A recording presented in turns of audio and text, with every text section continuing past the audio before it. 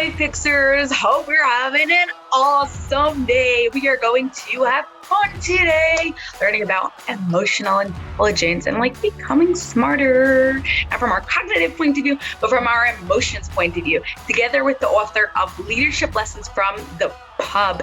He is a leader. I am super excited to have here with us Irvine Nugent. Thank you so much. I am excited. You want to start by telling us how you got started with what you're actually doing? I wish it was an easy answer to that, SG. But let me just start with a realization I think that's come recently. I was born in Northern Ireland, and I was born in the late '60s, which we call the time of the Troubles, when the violence began there. So I grew up in a society with a lot of division and conflict, and really that was the backdrop to my childhood and my adolescence. And I think it placed in myself a heart with some deep questions about why do we act the way we do as human beings, and also with a desire for something better, that we can be better as a society and as human beings. So I think as I look back at my career, there's always been in some way a response to that, a desire to explore the human person, be curious about the human person. And specifically, the work that I get into at the moment is I find myself in a leadership role with 400 employees. And I was struggling with my own emotional intelligence. I made some really rookie mistakes at the beginning. You want to tell us some of them?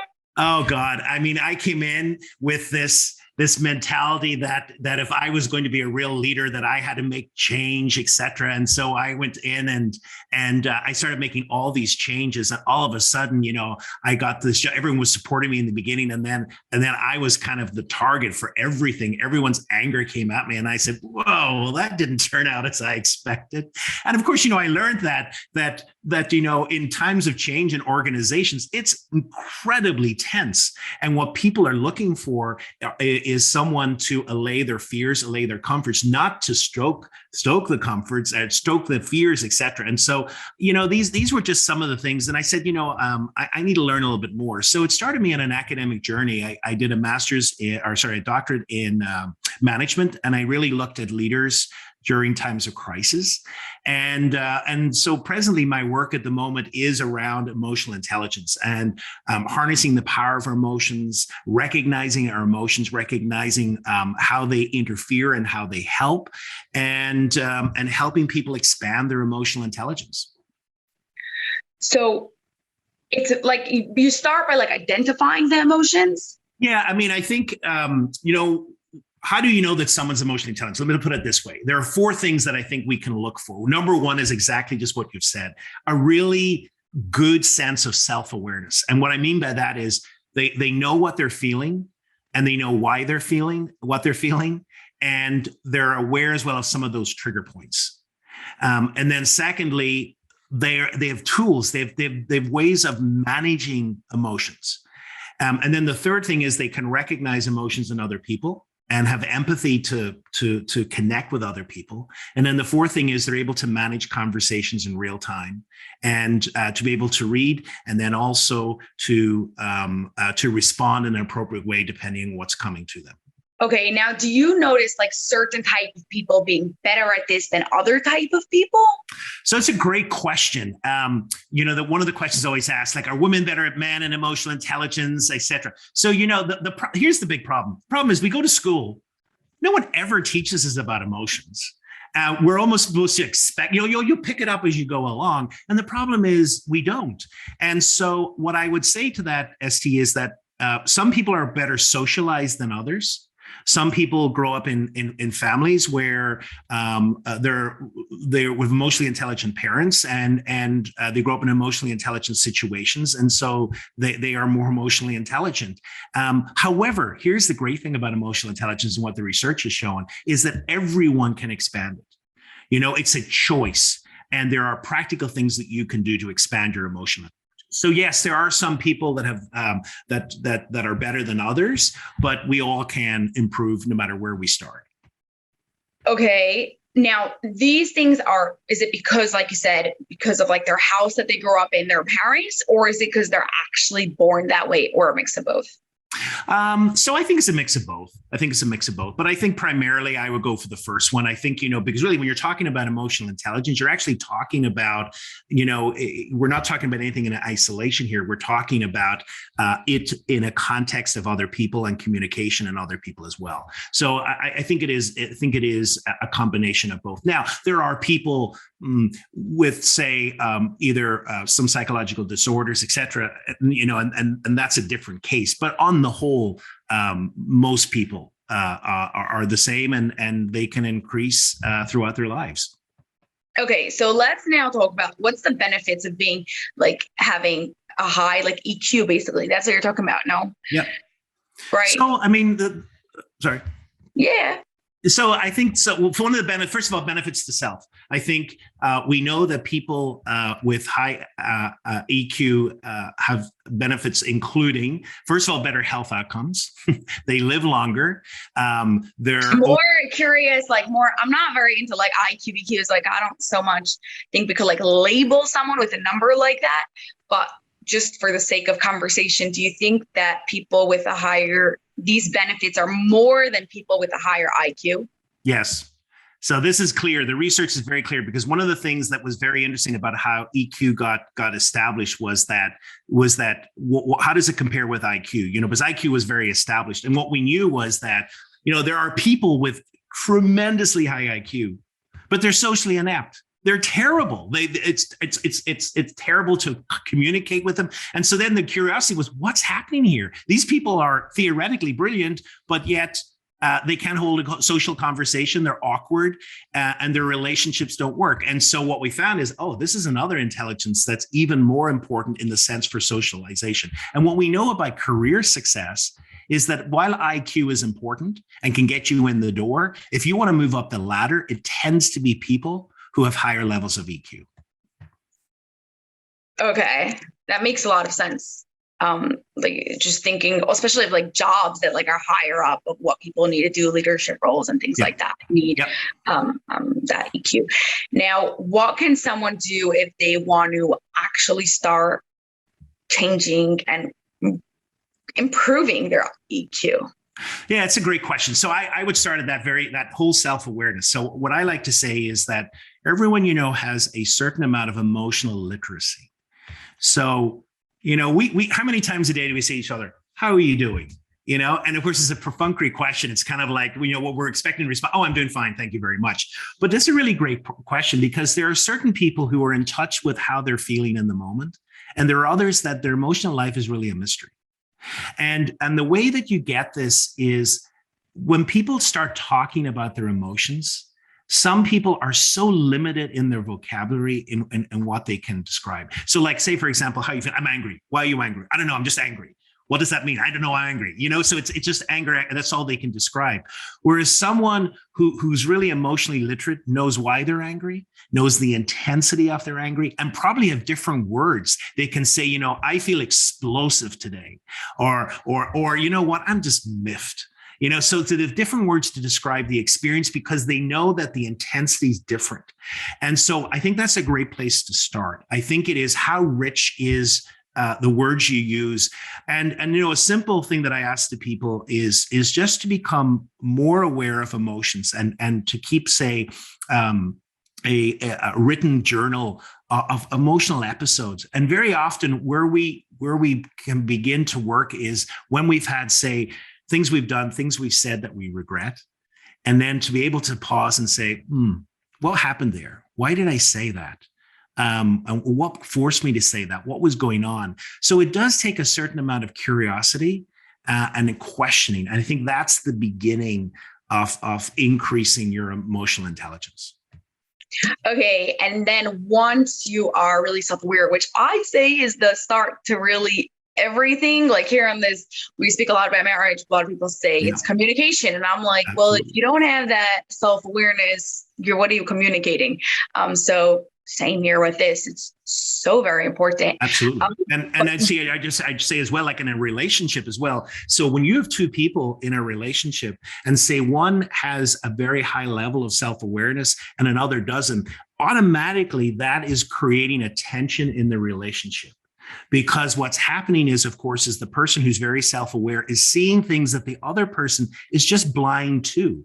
And so in other words, then what you see happening is the communication just doesn't gel, because the person is saying things that I saw this, you're angry at me. And they say, what do you mean? I'm not angry at you. Yes, you are angry at me. So in other words, there's no recognition from the other person that they might be angry. They might have said something, highly attuned. I know, like in some of my relationships, when a person walks in the door, I can read the situation like that. And I have learned over time that that's not always how the other person is, not even aware of that. So I have to be a little more careful in what I say, and to be able to kind of be able to balance that awareness. So it does create problems right from the get-go. So do you change the way you're talking to someone based on their emotional intelligence? I think you have to. I think if the goal is to create better conversation, if the goal is to create kind of a deeper connection, then I think you do have to make an adjustment. Because I think at the end of the day, you may be all proud of yourself and saying, I know you're mad and I know why. And then the other person gets upset and shuts down the conversation. It's gone nowhere. So if we're able to kind of make some adjustments and kind of say, help the person explore perhaps, and so instead of saying, I think you're angry, just saying, how was your day today? Oh, I don't know. It kind of feels to me that might not have gone well. So let the person kind of, explore, give them some curious questions to begin to explore, I think can be really helpful. Okay. So that is not only what I heard someone say really well, it's not only what your self-awareness, it's also others' awareness. Yes. You have to be aware of what you are and then someone else. Okay. So let's say someone is pretty self-aware, they're journaling, maybe even with their non-dominant hand to really access those emotions. And then they are they now want to improve their relationships better and really go and connect with each other better. What else can they do to really improve that emotional intelligence? So their emotional intelligence. They're fine. Yeah. So first, we're starting with the self-awareness. That is okay. What's the next step after that? So the next step then is having practical tools. So say, for example, so we're self-aware and we know, say, for example, there are certain situations which trigger us and we get angry. So let's just say that people talking over us really triggers us. I had a client recently who, when people talked over them, they shut down. And that just wasn't helpful for their work situation because, they needed their voice. And that can happen in relationships as well, and so to explore that, well, what's being triggered here? And then a little deeper. So it is a little bit of self-awareness, but a little deeper awareness of what the trigger is. And then perhaps use a tool to help them overcome that. So one of the tools that I love is visualization. So we know the power of visualization, say just from athletes. We just had the Olympics recently, and we know that athletes, they are imagining this race, they're seeing their perfect race happening. Surgeons use visualization to kind of map out what their surgery is. So in this situation, I would ask someone to say, visualize a different outcome. So here you have a trigger in your life. When someone speaks over you, you tend to shut down and the conversation ends. What would be different? What could you do differently? What could you see yourself doing differently? And then begin to visualize that. So say in this situation, it might be that you're able to be a little more forceful in the reply and say, actually, could you just stop there? I actually wasn't finished and I need to say something more. Is that okay? And so even something as simple as that, and to imagine yourself doing that. What we know from brain science is that visualization creates new neural pathways. And so even though we're visualizing it, it's almost as if the brain thinks you're doing it. And so you're preparing. So that's just one tool. Another tool I would suggest, ST, would be the power of breath. Oh, we know now that our breathing is incredibly powerful whenever we're in a fight or flight situation. So when we're angry or fearful, we go into a breath pattern that is shallow and is preparing us to fight or to flee. And just by changing our breathing, we can change that whole system going on in our body. And so we can calm our blood, we can calm our breathing, we can change our blood flow by a heartbeat resting, and we can change our breathing to deeper breaths. So breathing techniques can also help us in the moment come down of some of the hot emotions that we say and be more calm and have better choice. Okay, what you're saying are really interesting things, and they're focused specifically like on triggers. And I feel what a lot of different people say, like a lot of different methods, and like repackage it in a really nice way for people to see it in another way of like overcoming triggers and seeing things in a different way. But is there a way for someone who wants to improve their emotional intelligence of understanding other people's, like not so much on themselves, of understanding other people, to become even better? Sure. So whenever you're talking to a person, you have what I like to say 5 different channels of information that are hitting you all at once. And so the first channel of information is your facial expression. The face is one of the clearest conveyors of emotion. We know from research that there are certain emotions that are universal, so that we know no matter the culture and the gender of the person, when they show that emotion and we see it in the face, even if they try and suppress that emotion. So even if they're trying to hide that emotion, it will leak out and we can read it, which is helpful data. The second data point is body language. So we can read their body language and that can convey to us information as well. The third is voice, the vocal tone of the voice. The third is the flow of the conversation. And then the fourth is actually the words they use. Now, in our society, we have a bias, and our bias is towards words. We tend to focus on the words that a person is saying. And that means that our eyesight tends to go to the mouth a lot. And so therefore we miss a lot of what's happening, a lot of the other body language that's happening. So if we want to just increase our ability to read another person, those 5 channels are incredibly important conveyors of information. That is super interesting. I never knew that we go like 10. Is that like naturally we're born like that, or is it because of society? Like, where does that come in? I think part of it is society. I think part of it is we have put importance on words. The words are important because words, person. That's how a person, we make meaning with words, etc. And we use those. But the problem is that. We use that channel almost exclusively, and therefore we miss some of the other different channels of information. Now, it's very interesting. About a year ago, I had a woman in one of my courses, and she was a 911 dispatcher. Wow, what she had that was so attuned, of course, was her ability to detect nuances in the voice, which was amazing, which not surprising. I spent a lot of time on the phone. And so I'm listening for these nuances in the voice. So it depends, what we practice with that becomes important. But I do think on the whole, a lot of people miss body language signs that are coming to us. And I think that can really enhance where a person's at in the relationship, because we know that when there's an incongruence between the words and the body language, we're always going to trust the body language. Yeah. It's like intuitively we know, but by the end of the day, we always go back to the words. So yes. How are you doing today? I'm fine. Really? I don't think so. Okay, so do you like go around?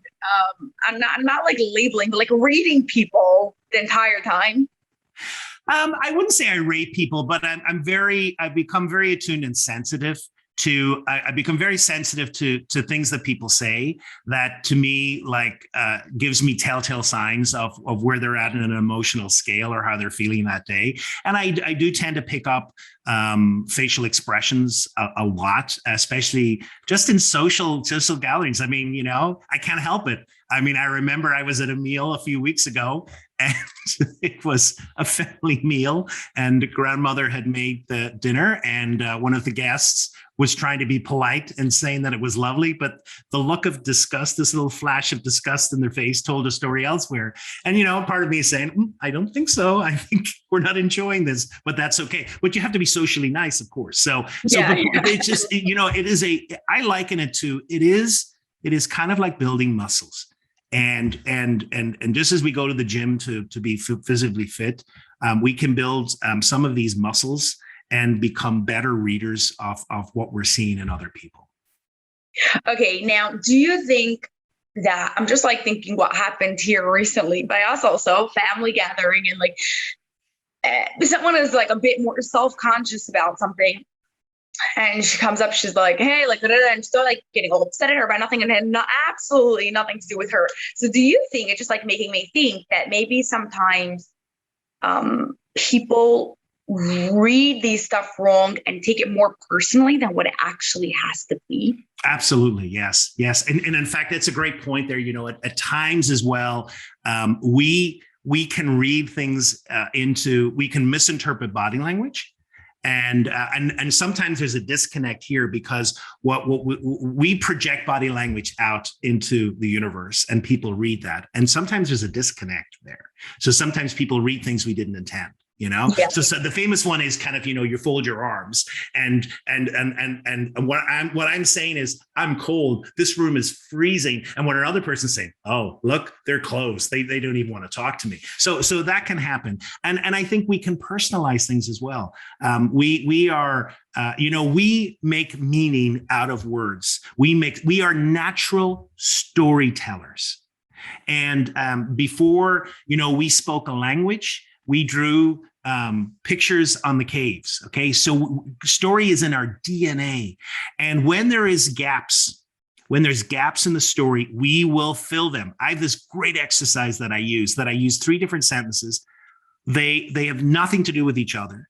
And I say, just run with these. People make the most interesting stories off them. There's no connections, but our brain functions like that. So whenever there's something that's a little unclear, we tend to make stories about it and make meaning of it. And sometimes that becomes very personalized and we can take offense at it. And in reality, nothing was meant. Okay. So does that come from like a lack of emotional intelligence or not like a fine-tuned or like, where does that fall in? No. So I would just say that's part of our natural, that's part of we ourselves as human beings, part of our evolution. I think part of our evolution is that we are natural storytellers. It's how we make meaning. I think where the emotional intelligence comes in is the ability to catch ourselves and think, okay, we're making a whole big story here. So like, the famous one, your partner says they're going to call at 9 a.m. They don't call at 9 a.m. And all of a sudden, well, they're doing this, they're doing that, they're doing the other. And then we're able to say, no, just wait a minute. Okay, let's just hold ourselves. Do I have any evidence for any of this? No, I don't. So that's what the emotional intelligence is able to do. We're able to kind of, because in other words, what happens is with some people, they work themselves into an emotion that shouldn't be there. And so we're able to kind of modulate that and to be able to really calm ourselves down and just say, okay, this is really just a story. That makes a lot of sense. Yeah. Going back to like a story is any of the emotions that we add to things. Facts are the facts, and the story is anything else that we add. So your partner didn't call at 9 a.m., but doesn't mean any of the other things that you want and put that absolutely in. or it could, but who knows? But what we want to try and do is until we have more evidence, we can't make a decision. I always like to say to people, if this was in a court of law, is there enough evidence to make a conviction? And if there isn't, then you just got to calm down and wait for more information. I like that. I like that so much. Okay. So how has this affected your own marriage? I think it has in the sense of, first of all, I always say that when it looks at emotions, there are 2 mindsets that you have to have. And this has come from my own marriage and my own relationship. And I think, first of all, is curiosity. We have a mindset of the human person is mysterious. And just when we think we know, something else happens. So to be always curious. And it's very hard to be angry when you're curious. And then the second thing is humility. That, I've studied emotions for 30 years now. And I know, like 3 days ago, I banged my knee. I was in pain all day. I was tired. I woke up the next morning. I was crabby. I was angry. And it just shows you the humility to know there are moments with tiredness and et cetera, that you are going to have an emotional outburst. So those 2 in a relationship as well. But I think, what I've used it is the ability to realize that, that first of all, emotions are key to a successful marriage or a successful partnership. And emotions so often are hidden in relationships, and it is important to explore them. So part of that is the willingness to have conversations about how we're feeling, and the willingness to at times visit difficult topics, because I think at times I did not do that. And the ability to help another person as well, have some of those conversations are incredibly important. Yeah, yeah, yeah. Do you have any tips for someone who has a really hard time with this? Well, I always like to say we have a relationship with two things that are important in any partnership. We have a relationship with silence, and we have a relationship with conflict. And it's important to know our story. So some people hate silence, and they have to fill it. And I think in silence is important because our emotions kind of bubble up a little bit. We can give ourselves space to feel what we're feeling, and that's very important. And then the second thing is conflict. What is your relationship with conflict? For some people, it is, hell no, I don't want any conflict. And so I'm kind of backing off. And then for other people, oh yeah, let me in there. And so to know your conflict story and to know another conflict story, and to realize that conflict can be uncomfortable. But I think one of the things that helped me in any difficult conversation was that to realize what is it that the value that's important here. Because very often what happens in a relationship is it becomes very personal, and it becomes you did this, you did that. And what we want to try and do is really, let's get a little bit deeper here. What are we really arguing about? What's the value here? And I think when we can help each other explore, why is this important? What's going on here? I think that can help have a better conversation. And I think that's what we really want to do. We want to have a conversation that really gets to the point of what we're talking about. Yeah, yeah, yeah, yeah. Oh, do you think that like your relationship with silence and conflict has changed? Oh, totally. Yes. I am. So I introduced this by saying I grew up in Northern Ireland. I am conflict averse, and I will always be conflict averse. I just think that's I spent too long in growing up in childhood, just psychologically surrounded by it. And so I have noticed patterns at work and at home that I retreat from conflict. And the problem with that is first of all, I psychologically justify it by thinking it'll be fine. It'll just work itself out. And so that's the way I have justified it. And it doesn't. It always gets worse. And so what I have learned to do is that it'll never fully be comfortable for me. And that's fine. It doesn't have to be. But I know now I've got this innate sense of conversations that must happen. And what I've done now, I've done that enough that what I do is I mentally think about it, so I always say, well, what's the fear here? Well, I think the fear is that the conflict will get out of hand, will fall out, the relationship will end, we won't become friends anymore, something. I kind of, catastrophize it. And then I have to say, well, what's my experience? Well, my experience is whenever I've had difficult conversations, they've actually turned out quite well.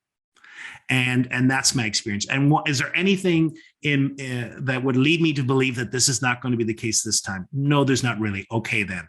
But still, I'm full of butterflies as I have that conversation. So, I'm supposed to be sophisticated, et cetera, with all this emotional intelligence. And I suppose I am in a way, but still, that's an important reminder to people is that this is just part of our function as human beings, and to realize that some situations are more comfortable than others. So, but did you get used to it? Is it easier now? I think it does. It does get easier. It does get easier. What I'm trying to say is that it's never fully removed. There's always a little bit of tension. And I think that's good. I mean, I think, why is it good? Because I think when things are important, we do feel nervous. And I think it's important to feel nervous because that's a sign of our body is this is something important. Yeah. And if it is an important conversation, we do feel, a little bit of tension around us. And I think that tension's okay. It's good. It's a signal that this is something important here. Exactly what emotions are, a sign for us to tell us something. So absolutely. Yes. Yeah, it's great. I love that because I always say to people that's the other thing I didn't say earlier, which is really important. Very often in society, we have labeled emotions good and bad. And I hate that language. Emotions are not good or bad. Emotions are conveyors of information that are important for our welfare. How we use them can be for good or for bad. But anger is a common one. Anger is a bad. No, anger is not a bad emotion. I always say anger, one of the signals of our anger is when someone has gotten in the way of a goal that you really want. I remember I did there's a research study, and it was in a railway station, and people were rushing to catch a train. And part of the experiment was that someone will come in and ask them for information. And of course, they got angry in their face because there was, I'm trying to get at a goal and you're in my way. And so anger comes. So it is. It's a conveyor of information. I think, oh, that's interesting. Okay, now what do I do with it? That's what's important. I love it. I love that so much. Oh my goodness. Okay. So for our final question, one that I ask everyone is, how would you describe an extraordinary relationship without using love, connection, and for you, I'm going to put in emotions?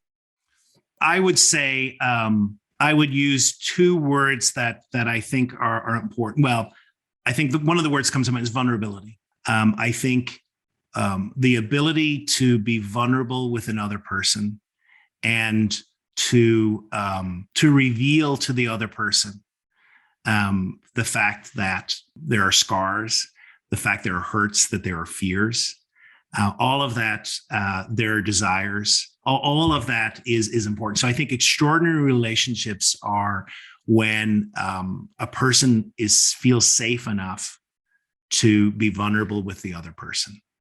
And then the second word I would use is the respect is the other, and then the respect to deal that with gentleness, to realize that vulnerability is a gift that in this world so often we don't give each other. And it's in a relationship that if we can create a space of safety, that a person gives us that gift, then we have something that is truly powerful and unique. Oh, yeah. Yeah. Oh my goodness. I love that so much. Vulnerability so much is a gift. I'm like, when someone, it goes both ways. It goes like you've created that space for someone to connect with you and be vulnerable, and the opposite way, you have that courage and that strength to be vulnerable. So both ways, like respecting each other, and totally awesome. Amazing. Well, thank you so much. This was amazing. I found it super interesting as someone who was so bad in school, but I think my EQ was somewhat what got me there to where I am today. And maybe that's why I love relationships so much. So yeah, I really enjoyed this. Thank you. My pleasure, Essie. Thanks for the invitation. That's all for this episode of the Life Fix University podcast, but I have a huge favor to ask of you that will not only support the show, but will also help the people you love most. We are striving for 1 million downloads by the end of 2025, and we can't do this without your help. If you love this episode, please share it with 2 of your family and friends so they too can rewire their brains to have an extraordinary marriage. It was awesome spending time with you, and I'll see you on the next episode.